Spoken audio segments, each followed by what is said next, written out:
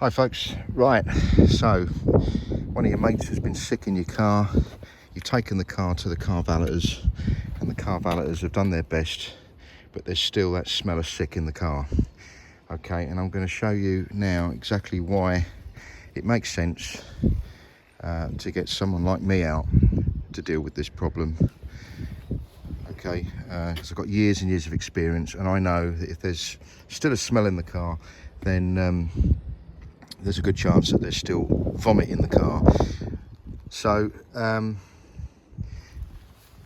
with the seat removed, we can clearly see that the vomit is still very visible here, and it's got into this area here as well.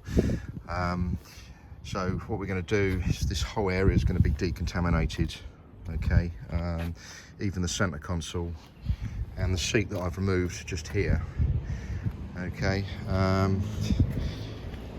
and hopefully that will solve the problem. We're going to do the door panel as well. It's a miserable British day today. It's cold and it's drizzling, so I'm going to have to work fast to get this finished and to get the problem solved. So if you have a similar problem, don't waste your time and don't waste your money going to a car wash or getting a valeter to deal with this. Okay, this is decontamination, not car valeting.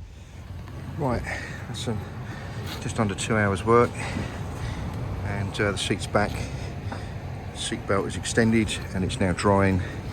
Okay, all down here where there was evidence of vomit has all been removed and all that has been disinfected, and you can put your nose right up against that carpet and you cannot smell a thing.